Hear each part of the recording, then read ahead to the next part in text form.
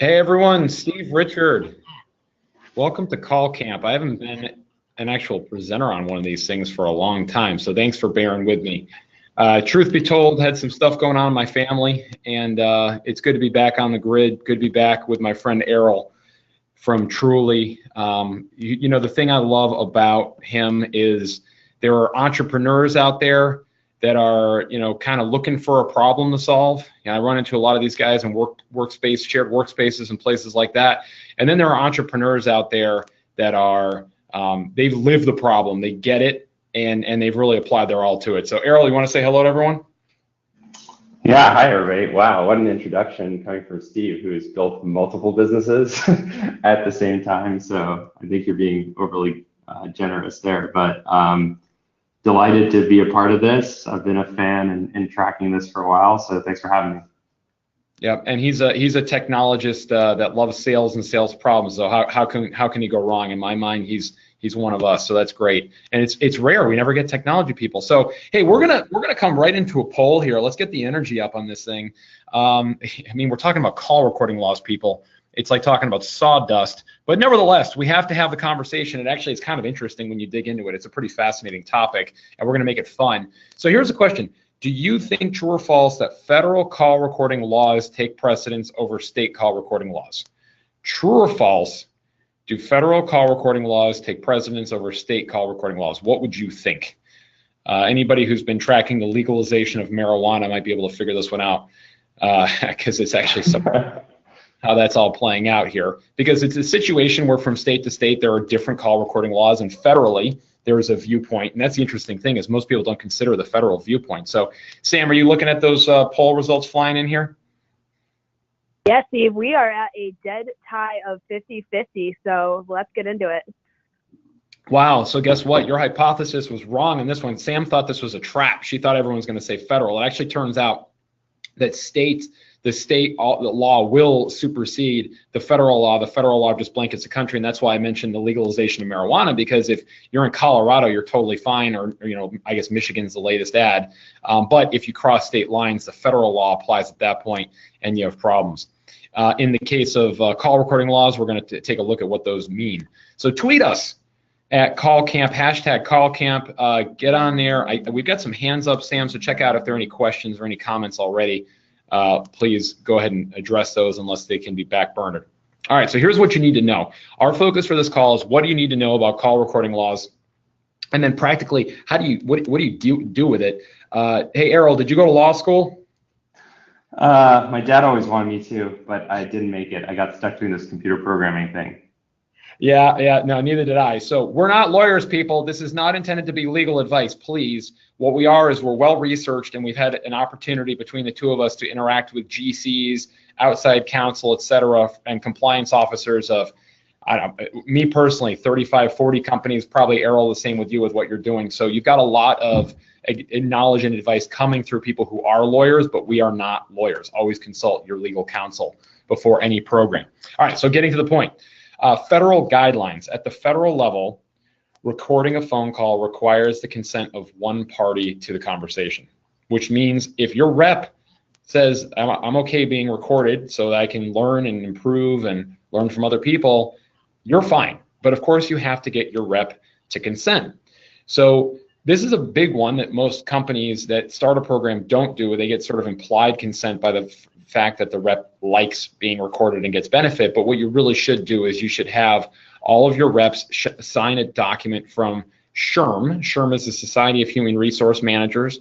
If you email us, sales@execvision.io. Sam also put a link in the resources area on GoToWebinar here.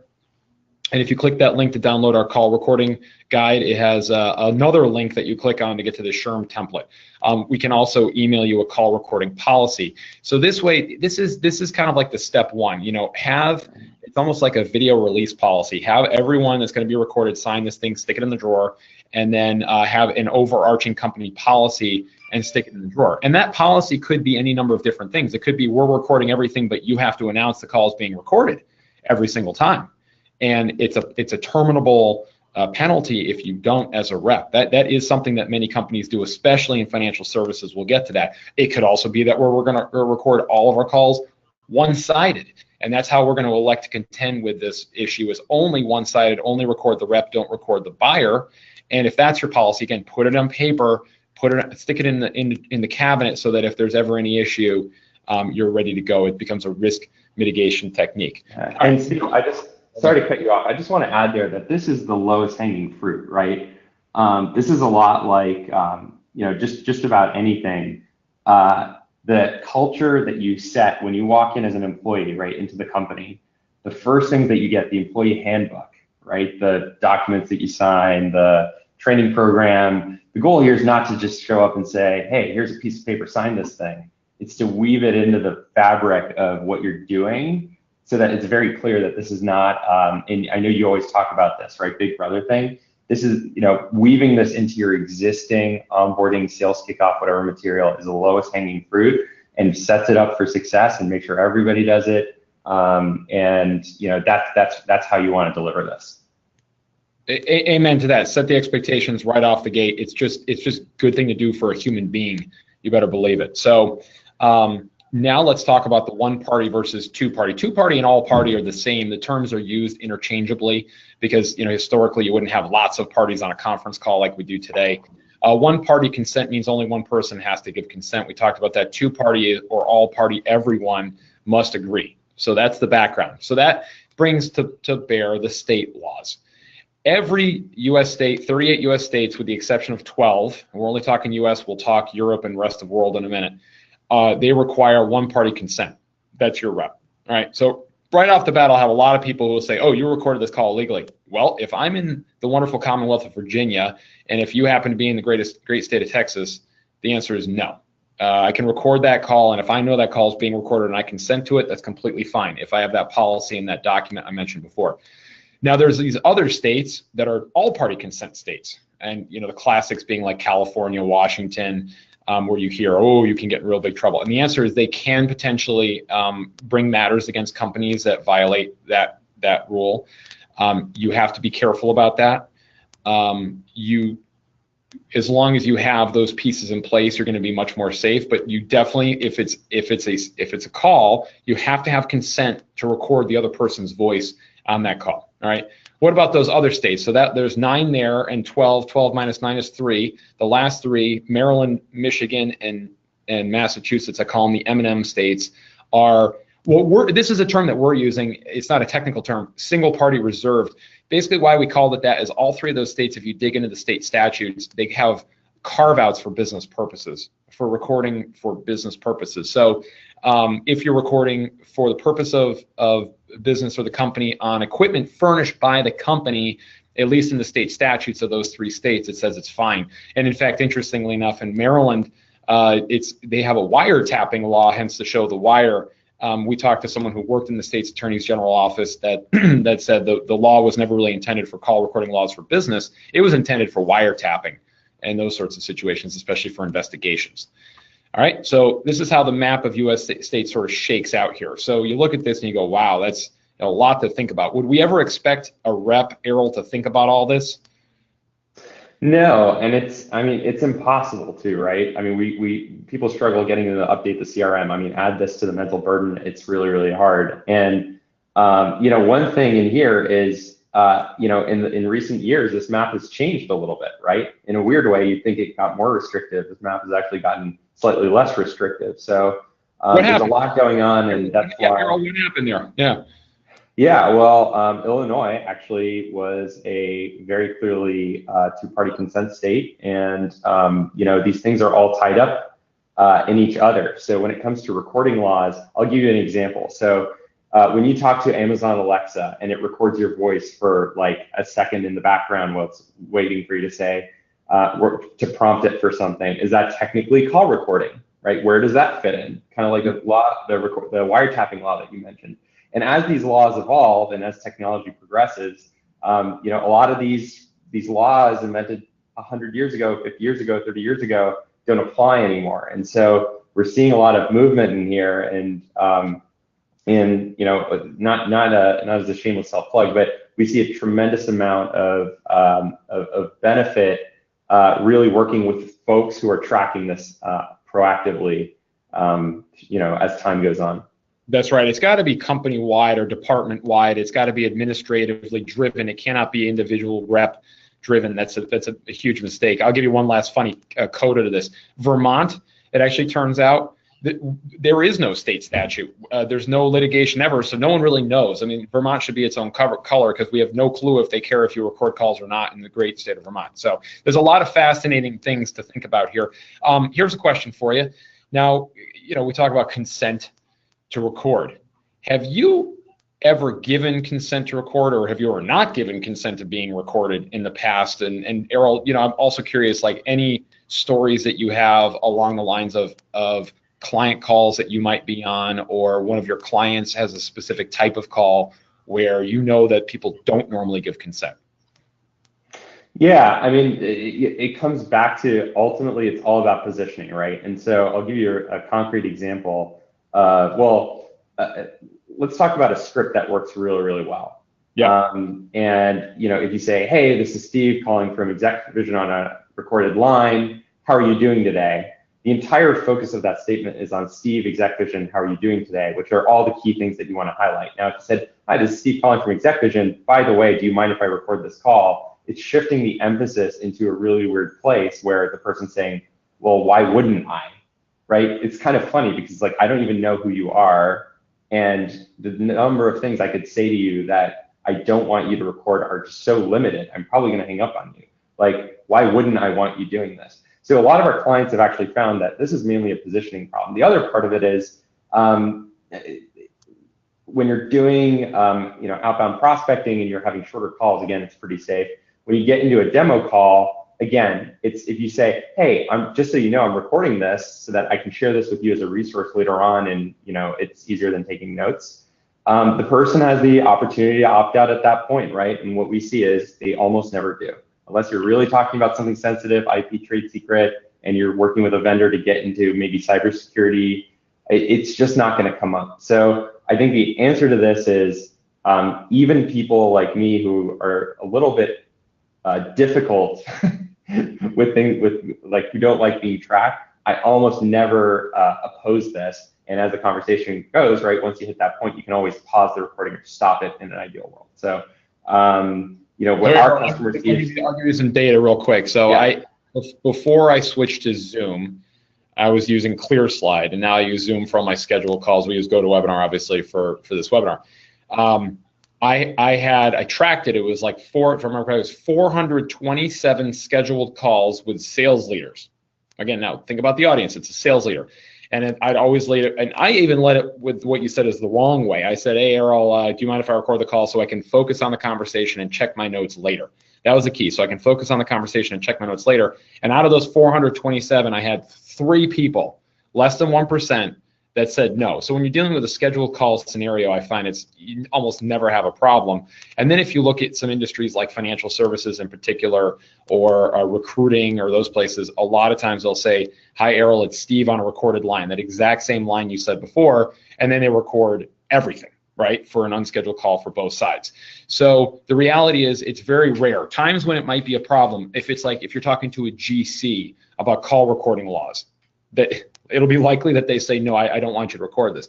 If you're talking, like you said, then you just pause or stop recording. If you're talking to, if you're selling to CEOs and talking about business strategy or corporate development or M&A, they're probably not going to let you record the call.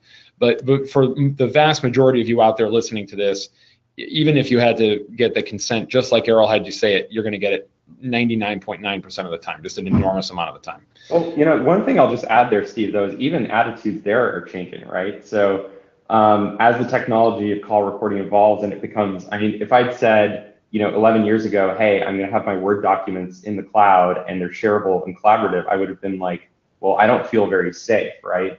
But the direction that we see a lot of this collaboration software, just like Google Docs, is there's more specific permissioning.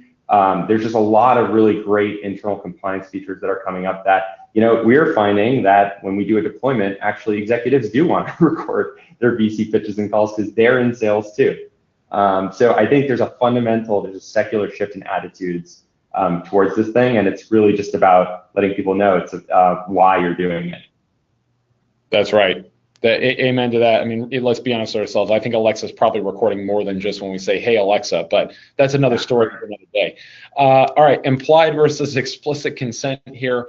Another thing to think about is states like California will allow for beeps or some sort of implied consent as opposed to explicit, where people are actually notified that the recording is happening in a verbal auditory way. Something to think about, not something that's really worth dwelling on very much. This is, I think, the important part of it is practical ideas. Okay, so now that we've discussed the law and we've discussed what's possible, I'm actually going to jump all the way to the very end, and we'll kind of bounce around this list. If you're dealing with, I think you can truncate it pretty cleanly between a scheduled call or an unscheduled call. A scheduled call could be a demo, but scheduled calls could certainly be just a conference call on a conference bridge. Or it could be I call you directly, one person to another, but it is during a scheduled place and time. An unscheduled call could be a warm call, a cold call, lead follow-up call, or even following up on an existing opportunity. So you could use the faint recurring beep, but the one that's interesting is recording only one side of the unscheduled call, because the unscheduled call is more the problematic one. During scheduled calls, it's much easier to obtain consent or use the Zoom feature, where Zoom will say, you're now joining the conference call, the call is being recorded. So Zoom does the thinking for you. They will tell you the call is being recorded. To my knowledge, they're the only online meeting tool that will announce the calls being recorded to all parties. That's why we love them and recommend them. Now, going back to unscheduled, record only one side, only the rep, for calls placed into all party states. So what truly does, and this is where I'm going to not shamelessly, I'm going to plug you positively here, is it, and other tools do this as well, but Truly is one of our favorites for sure. A lot of our clients use it. Is it will look at the area code of the place that's being called into, the state or the country that's being called into, and based on that, it will either record one-sided. So if it's an all-party consent, it will only record the rep. If it's two-party, it will record both sides. Or sorry, if it's a one-party consent, it will record both sides. It will do this automatically without the reps thinking. It will do this where there's no beep and the reps don't have to ask consent. And the reason we love that is I love when technology does the thinking for the rep. So let the technology do the thinking. The technology doesn't complain. The technology doesn't forget. The technology doesn't say it in a way that's not audible. The technology does it right every single time. When you're on Zoom for scheduled, it's right every single time. When you're on Truly for unscheduled, it's right every single time. So that's my personal favorite for a typical selling motion. But Erol, I'm wondering if you could jump in here and comment on that or any of these other ones.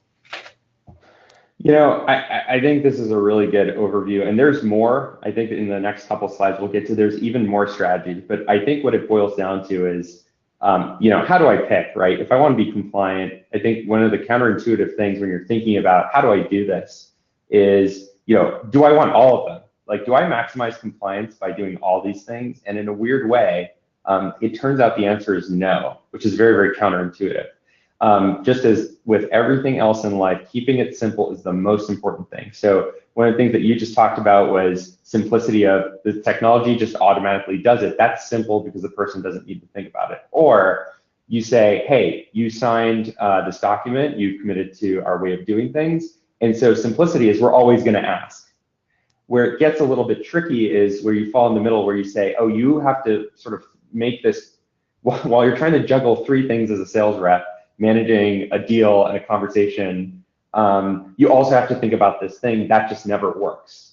And so it's all about simplicity. And I noticed you jumped over here to risk and reward. We could talk about that. But if I were to, if anybody on this webinar came to me and asked, hey, what is the number one thing that you would tell your clients who was thinking about this? The first thing I would say is start simple, keep it simple. Variance is the problem. So the simpler it is, the less likely you're gonna get into trouble later on. And Erol, it's just everything in life and business is a risk versus reward trade-off. And that's the first, when I talk to GCs, the question I always ask is, can you manage all the risk out of the business? And the answer is no. Okay, so then why do you allow for risk to be in the business? They said, well, because when we get risk, we get reward. So we bear a reasonable amount of risk to get bigger business reward and ROI. Great. So let me give you some examples, like kind of concrete examples of what we're talking about. And both of them are from very, very big companies. One of them is 6,000 inside salespeople globally. All right. This company with 6,000 inside salespeople globally, they've adopted a policy where if a call is placed into a two-party consent state or country, no side of the call is recorded. So they don't even record the rep for calls into a two-party state or country. But then that begs the question, well, wait a minute, what if you call someone and they have a cell phone number for 703 for Northern Virginia, one-party state, but they happen to be in Seattle, Washington, two-party state? Aren't you recording that illegally? And the answer is yes. However, that happens a very, very, very small percentage of time. It would be very difficult in terms of burden of proof to prove that the person was in that different state that day. It would require subpoenaing, Verizon Wireless and T-Mobile and AT&T to get phone records and things like that. And this particular company is okay with that risk. That risk reward to them is fine, and that's their policy. Another company with about 600 inside salespeople that are all nationally, they're all in the US, they have a policy where the rep has to say on every call, the call is being recorded, but they say it like Erol said it before. Hey, Erol, Steve from ExecVision on a recorded line. The reason for the call is blank. So they weave it into their greeting, and almost all their calls are unscheduled. So they weave it into their greeting. Now, they measure it there, and at this organization, roughly 90% of the calls have that. 10% don't because people forget, but because they have a policy in place, because there's consistency for how they manage against it. And oh, by the way, if you are inconsistent, you are consistently inconsistent as a rep, you get fired for doing that. And they actually have a track record of firing people for that reason. That is viewed by their compliance and their legal team as being okay. So the reason I'm bringing up these examples is you want to think about the interplay. Another one of our clients has a web form because they're almost all inbound. So on the web form, they put that the calls will be recorded on the web form. So because of that, they have an announcement that the call is being recorded. Their attorneys are comfortable with that level of risk. So it just depends. It depends a little bit on your business and how you mix and match the pieces. But just like Erol said a minute ago, keep it simple. So Erol, let's talk data retention. Why don't you say something? So I think data retention fits into the framework. So whenever we go into a client, we basically start off with 2 or 3 questions, the 2 being the most important. The first one is, why are you recording calls? Like, what's the goal of this? Now, everybody's so obsessed with getting risk to zero and recording 100% of their calls that sometimes they miss the prize, which is, hey, I really only need 3 call recordings that are good and 3 call recordings that are bad to coach somebody in a week. I don't need 180 of them, right? So why are you doing this? What does success look like? And then that will differ depending on whether you're dealing with SDRs, BDRs, AEs, CSMs, or even support. And once you frame it that way, then you get into the next piece of this, which is, okay, well, what's the risk that something goes wrong here? Now, really, the only people who sue you are unhappy people, right? Unhappy customers who have somehow been wronged, et cetera. So it turns out in a lot of weird ways. Or a big one is unhappy employees, disgruntled employees that then come back. Right.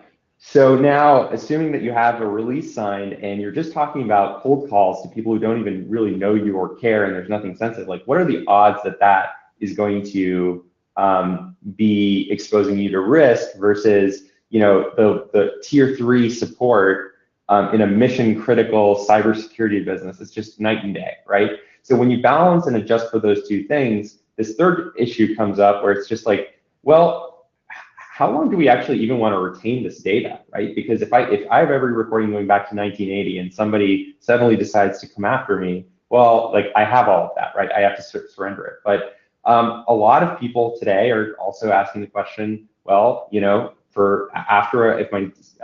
my deal cycle is 30 days, like why do I need this recording for 5 years or a year or 6 months?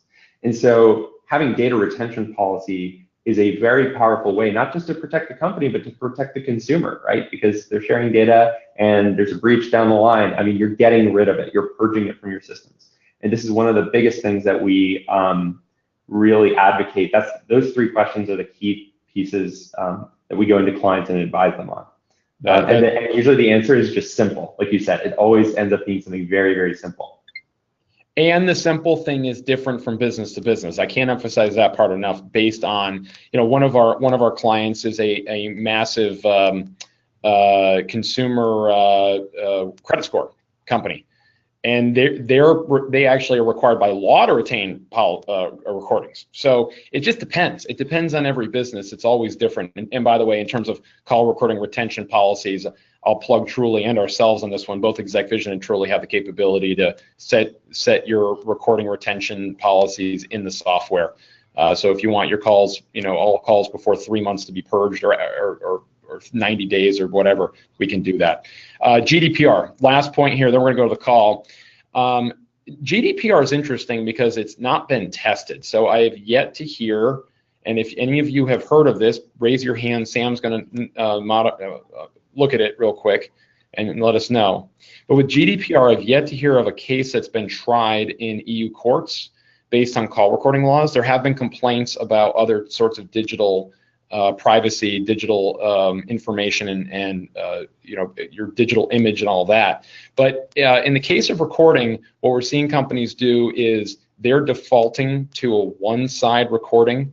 So what they're saying is, rather than having any reps ask and forget and all that kind of thing, plus in Europe, people are a little less likely to say yes when you ask, especially in places like Germany where privacy is very, very important. Instead, what we're seeing companies do is adopt a policy where they just purely record the rep. And as a result, they're not capturing any digital information from the buyer. So GDPR is Global Data Protection Regulation.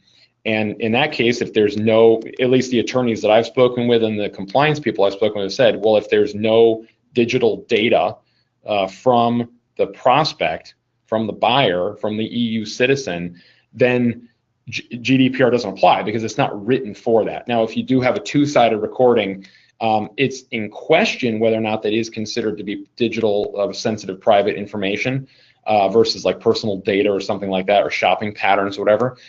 But to be on the safe side, that's how we're seeing companies look at GDPR. Anything else to say on GDPR, Erol? Otherwise, we'll move on.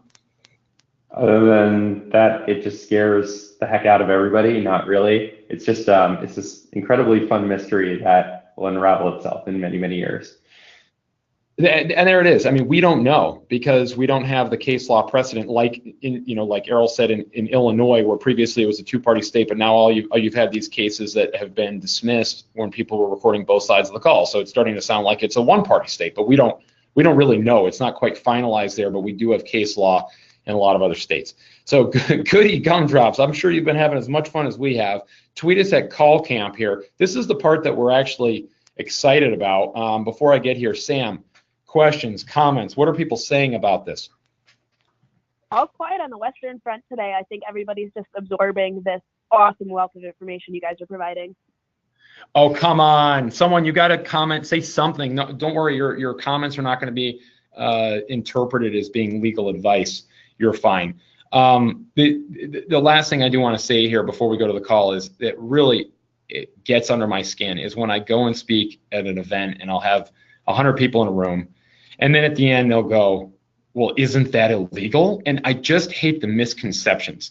People don't understand. I feel like the call recording laws are so antiquated, they're so misunderstood, they're so misinterpreted, that all we're trying to do here is help people understand, help companies understand what's possible and how you can get tremendous amount of business value out of recording with very, very little risk, and do it in a way that your compliance officers and your GCs and everybody else will say, yeah, that makes sense for our business. We think this is a smart move because there's too much value in the game tape not to. All right. One thing I'm just going to add here, Steve. I mean, the most common thing that I hear, and I'm so excited for this one-sided call recording because there's a lot of good nuggets in there, the one that we're going to review. But one of the sales is ultimately very much about responding right to others. So it's about listening and responding, and it's doing this dance going back and forth, back and forth. And so it's a little bit deceptive when very frequently I get asked, well, how do you know how to judge how somebody's doing if you can't hear what they're responding or reacting to? And just as soon as you pull up the slide, I'm gonna comment on just a couple of things that are just gonna pop out without even listening to a word of it in your awesome visualization software of how much we can get from just a one-sided call recording. Yeah, let's look at that. And everyone, I can't emphasize this enough. If you're listening to calls for behaviors, I believe, because I've listened to a lot of one-sided recordings and I listen for calls based on the rep behaviors, that's what we can control. I can't control the buyer, I can't control what they're going to say, but I can control or help control the seller and what they say. And if they are or are not exhibiting the behaviors that we're looking for, I find I get 80% out. But now, Erol, go ahead and interpret the graph here. Well, so the analogy I like to give, forgive me if I'm digressing, but I just love this comparison is, how does Pandora know what's rap and what is classical, right? It's just really understanding, like, every type of music essentially has its own DNA, right? Its own fingerprint. It has its own beats per minute, the different types of sounds that are coming together, the amount of vocals, all this stuff. And so if you look at any given call, whether it's a discovery, a demo, the way that we train here is it's like a dance. Like, there's a beginning, a middle, and an end. And so just looking at this thing, forget what's there, look at the absence of what's there. Mm-hmm. So what I like to see in a discovery call is a lot of empty white space at the first half, right? Because, like, how are we doing discovery? This is a discovery call. How are we doing a discovery and spending what looks like 80% of the time talking there, right? So I immediately already know that there's going to be some good nuggets in here, but it's not, when you're talking about behavior, look, we can talk about words, but nothing tells me, like, the difference between your listening and talking, right? That's the behavior. So I instantly already can comment on this rep versus another rep who has a very different approach to doing these. So anyway, let's just dive right in and we'll talk about the nuggets. But I love this software because it gives you this beautiful visualization, and that tells me 80% of the story. All right, so far, what we have not heard is the first behavior was agenda setting. The second behavior was open-ended questions, which was some good discovery with some silence, which you see here, but it's not a lot of silence. It's maybe about a minute of talking, and that's where we're into a long silence, doing a good job listening. And now let's hear some clarification questions.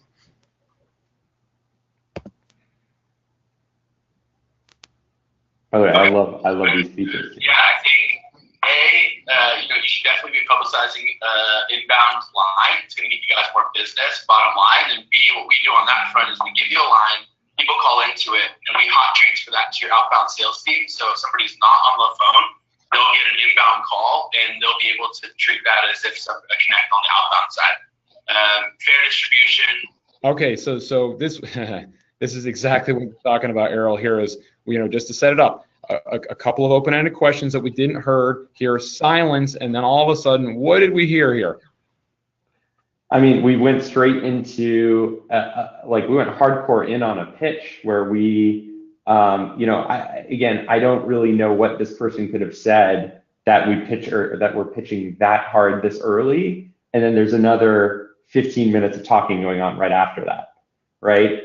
I mean, so I already know that we are pitching way too early. I don't need to hear what the other person is saying. Just mathematically, again, I'm the technical guy coming into the sales world, which is why I love doing this. We are pitching way too early. And we're also going off on, like, a few tangents, right? We're not pitching with a very clear solution. I'm hearing feature, feature, feature, feature, feature. I'm not hearing, hey, here's strategic. Let me read back to you what I heard strategically and then map that to features. These are the things that I've already seen not happening here. There it is. One of our clients calls it premature elaboration, which cracks me up. So I went there. But going back to your whole point here. Now I'm going to take the sales reps viewpoint, because I've done a lot of call recording reviews with sales reps.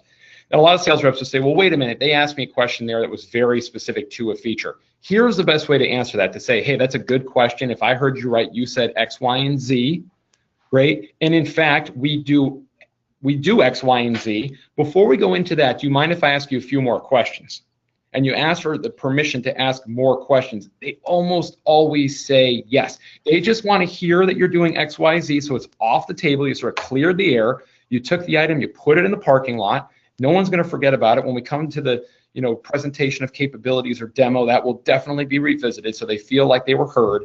And then you're also asking permission to ask more questions, which usually allows you to get far more information in discovery, which will later allow you to build much more value for the client. something to think. You know what I like in that dynamic too, Steve? I always love to give the doctor analogy. Like you go into a doctor's office and you say, I have a headache, I need this drug. And the doctor goes, well, let me just start reading out for you the chemical compounds in this thing and gives you a prescription.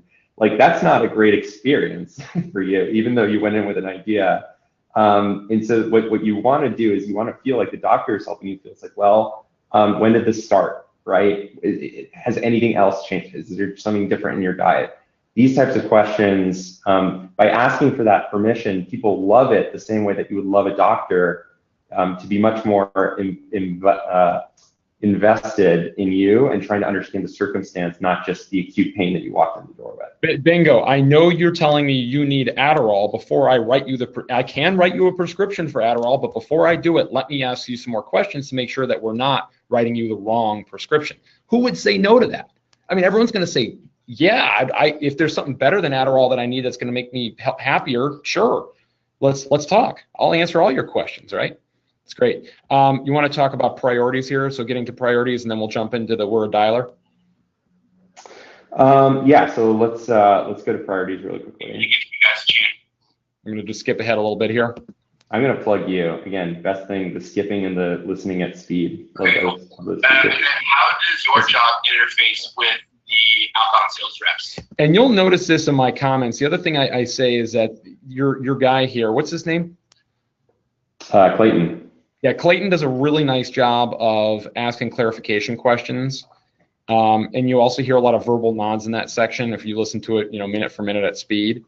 So he's got an engaged buyer. Does a really good job through that section of call, and I like that waveform. A lot of talking by the buyer, little clarification questions from the seller. Exactly. That's like behavior, really, really good behavior. All right, and let's skip ahead a little bit more. I'm going to crank it up here just so we can get to it. So we're running at 2x. So I guess what I'm trying to ask is, when it comes to success of your sales team, do you get there it is. Hear this question again. Gotcha. So I guess what I'm trying to ask is, when it comes to the success of your sales team, what do you care about the most? Erol, what do you think of that question? Again, I go back to the thing I care about the most is the language and the delivery. Like words are the most powerful, fascinating things that we have. And I think I give you this example all the time, right? Positioning it as, well, what's the most important thing to your sales team? It's the right question at the right time, right? It's the strategy question. What he's trying to do here is he's trying to align to the strategic imperative of the business, right? Like, how does this acute headache fit into, your quest to win the Olympic gold in the next thing that you're going after, right? Like, that's why I need to get rid of the headache. Otherwise, maybe it's not worth crossing town and waiting in this waiting room for an hour or two. And he asked the question. The only thing that I would change there is, is putting a time on it, right? So it's like, what is the number one or number two priority for you guys at this stage of your evolution? And then also ask, what's your most critical priority in the next business quarter, or something like that, right? Exactly. We would say, like, what are the one or two key business initiatives that you're running right now? Because if you're an operations person, they're always an initiative, right? And what we're just trying to figure out is, can we sneak in there, or do we want to just be helpful and just say, hey, maybe we need to come in and when you're done with the current project and talk about it in the next context. Very good. I'm going to play here as we talk about, we're a dialer, and let's talk about positioning. Let me play this. We do as well. We also have outbound. Yep. So yeah, I'll give you a little background on what we have. So yeah, we're a dialer that integrates with Salesforce. You guys use Salesforce? Yes, we integrate with Salesforce, so that way any calls that are being made and received, we're tracking those in terms of volume and metrics. And then we also have the ability to integrate with Salesforce in real time, so your reps can be on the phone taking notes, and as soon as they stop taking notes, then that information can be Salesforce. We also give them the ability to just position and say, hey, call is our last call. I was talking to somebody in, head of office supply or office management, and once they're done just taking notes, hands off, they get. All right. So talk about the whole dialer thing and the positioning as it pertains to Truly, because that's a really important behavior, I believe, as it pertains to Truly, is how you position, right? That's right. And it's just a positioning for the buyer, right? Depending on what world you're coming out of. I mean, people will call, what is the difference really between a phone system and a call center and a dialer and this and this and that? They're roughly the same. I mean, they have different features with different focuses to different populations, but once you get to a company at scale, I mean, you kind of have to have the whole thing. And for us, the question is, we have to speak the language of the customer, and if we don't pick this word the right way, the entire deal can be thrown up. Genuinely, the entire deal can be thrown up, because this is telling us really what line of the business are we coming in on. At the end of the day, everybody in the company uses Truly, right? That's where we end up. Everybody in the company uses Truly, and as I mentioned, even the CEO wants to get in on this thing. So for us, it's really about trying to figure out, in this complex organization with all these people and all these priorities and different levels of ownership, how do we speak the same language as the customer? And in this case, for this persona, that was the keyword that I was looking for. And I know that we are aligned in sort of like thinking about it the right way. Everyone, I cannot emphasize that point enough and how important it is. If Clayton right here said, we are a call center management application, the buyer would have been totally lost, because the prospect said in the beginning during discovery, and the reason we know this, and this is also another great behavior, is active listening, repeating back what you heard, echoing it back to the buyer, especially if you're doing one-sided recording. It is a very, very specific behavior. It has a very strong genetic marker. It's like if a woman is pregnant, you're either pregnant or you're not. People who buy these expensive pregnancy tests, save your money, buy the cheapest one. It's the same damn hormone. It's very easy to detect. So with something like active listening, you either detect it or you don't. He did wonderful active listening. He repeated back in this section with those active listening with clarifiers. And then based on the fact that this is a company that does outbound with a lot of reps that do outbound calling motion, he used the term dialer. That's really good behavior. That's aligning with the buyer. And remember, we're not hearing a damn thing that the buyer is saying on this call. And this is the point I'm trying to get across on this webinar. If you listen to calls from the viewpoint of rep behavior, you learn, I believe, 80%, I mean, I'm spitballing there, but 80% of the information. I can almost promise you, I can almost tell you what this person said that was on the other end of the line because of the construction of this call. Let's go back and look at the behaviors from the beginning. Behavior number one, and I'm gonna make this a lot bigger just so it comes across on the webinar screen here, wherever you're looking at, but it's kind of interesting how this all breaks down. Behavior number one is agenda setting. Behavior number two, open-ended questions. And I kind of said he also had active listening, clarification questions. Behavior number three, the question about what he cares about most, priorities, and his definition of success. Behavior number four, positioning. Behavior number five, features. He did a lot of features, probably a little bit too much for our liking here, which is why we see that big waveform, right? So that would be a coaching opportunity. Give him a little taste of what's in the bag, but just as my friend Bob Perkins, the chairman of the AISP, says, keep it in the bag. Don't take out the goods too early. This might have been, Clayton, the one thing you could work on in this call, in my viewpoint, is keep the goods in the bag. Number six, customer story, but sort of. We haven't heard that yet. He kind of tried to get into it, but it didn't really work. I would have rather heard a real nice, concise customer story a little later in the call that puts it all together. So if you're listening from the standpoint of behaviors, your ear, hears it differently. I hear these kind of calls, these one-sided recordings, very differently than I think the average kind of person on the street listening to a call recording listens to them. And I think that's the magical thing, because I can't control how the buyer responds to this call. I can absolutely impact and control and move the needle on how consistent our sales force is on exhibiting the behaviors that matter, the behaviors that make a difference to move the needle in this particular sale, in the Truly sale. I know that. So here's a question for you, Steve, right? So let's say that you take a rep and you take 5 of his calls and you stack them right on top of each other, or let's say 100, it doesn't matter. You collapse them, they're next to each other, and you see there's like a big bump at the beginning and then a lot of nothing and these little things coming up, just like you kind of analyzed it here. Yeah. given what you know about the rep, because you know the rep, right? You manage him, you're a leader, you're the leader, you have the general sense of the numbers and whatnot. Do you think that you could, like, how confidently could you predict how this call went without actually even like listening to it? Very, very. And I think so too. And that's what all managers say to me. Like, I don't even need to, if I know just how this buyer came in and one thing about it. So like what their product interest is or what their segment is, et cetera, I can predict with about 80, 90% confidence if this was a good call or not a bad call. And more importantly, what I want to see is I would rather have every call being lumpy the same way than 10 calls being lumpy 10 different ways. And that is the behavioral part that's important, because the behavior is consistency is one of the behaviors, right? And then the other behavioral element is just deviation from the mean of the entire population that you have, and understanding how this person is just a little bit different, so we can manage them differently.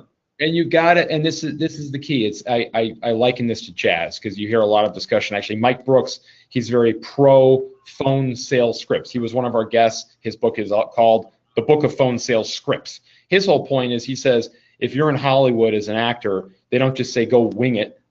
They give you a script. I believe in talking points, because I believe there's a happy medium there. And I think of it like jazz. There are certain notes you have to hit in jazz. You have to be in the right key in jazz if you want to play in the jazz band. Otherwise, you sound like it. You don't sound like you're playing with them. You sound off key.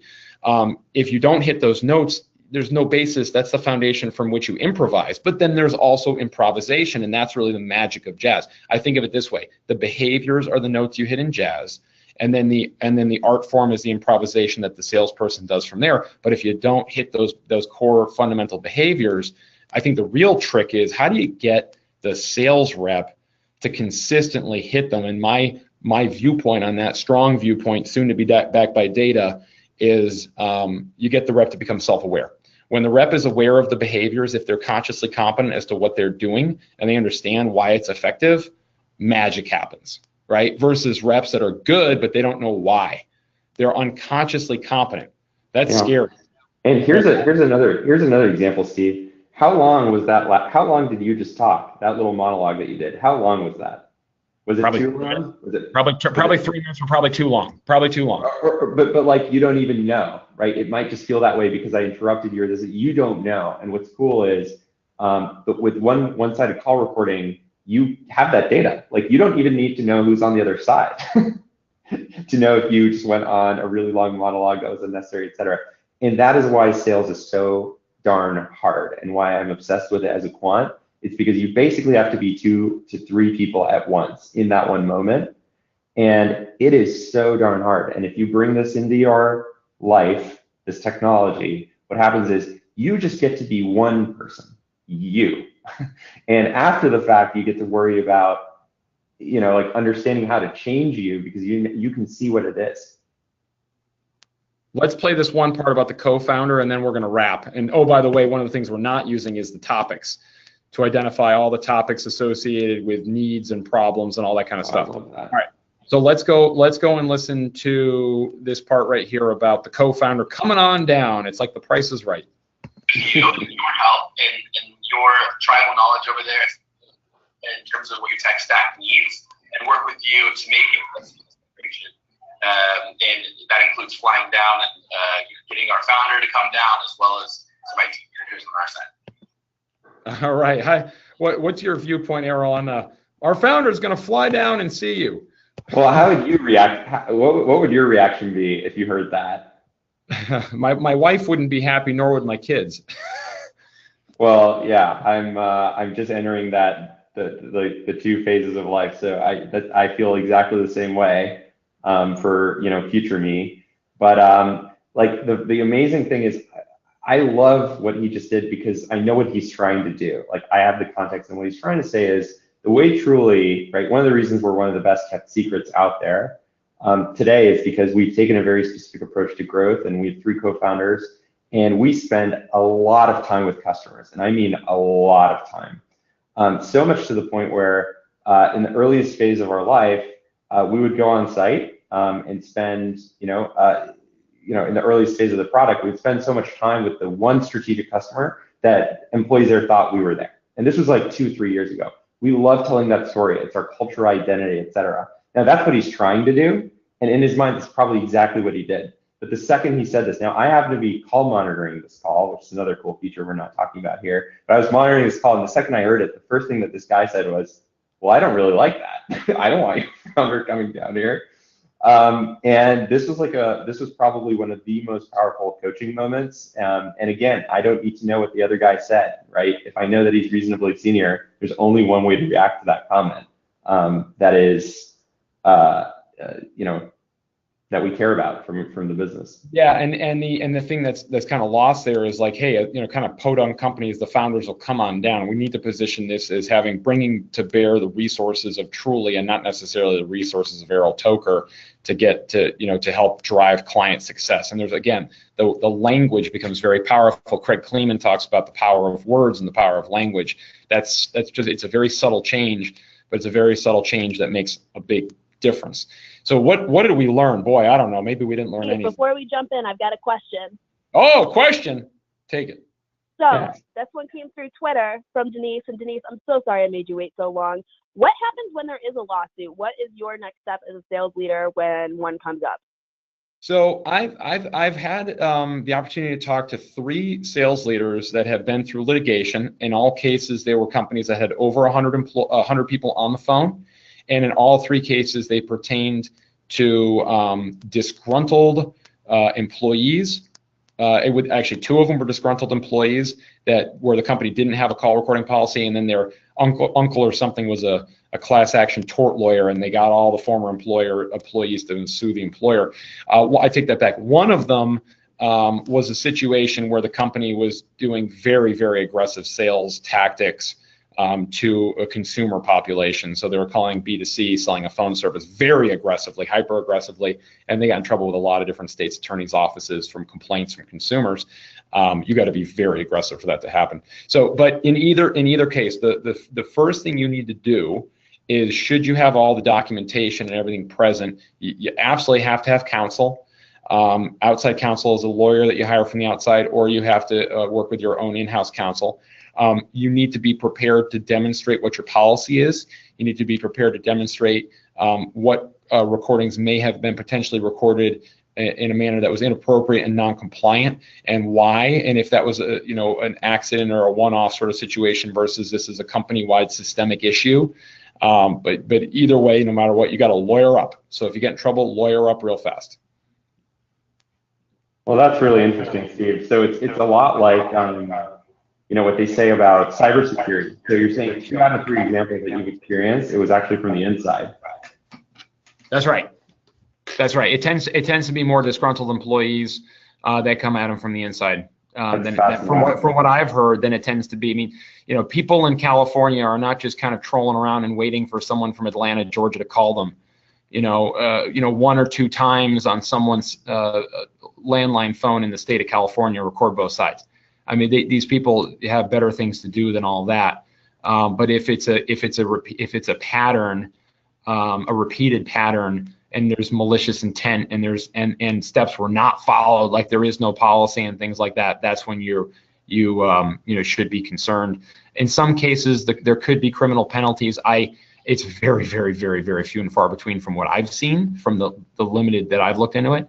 They tend to be more civil cases, and in the case of that company with 300 outbound reps in Florida, the tort lawyer extorted $300,000 out of them. And what they'll do then is they usually run a math equation. They'll usually say, okay, you on average do 100 outbound calls a day. They on average last 2 minutes. That's 200 calls per rep per day times 20 business days times 300 reps times 12 months. Carry the 3. Yeah, you guys owe us $300,000. I mean, that's kind of how it happens if you're dealing with that sort of a civil issue like that. So just be smart.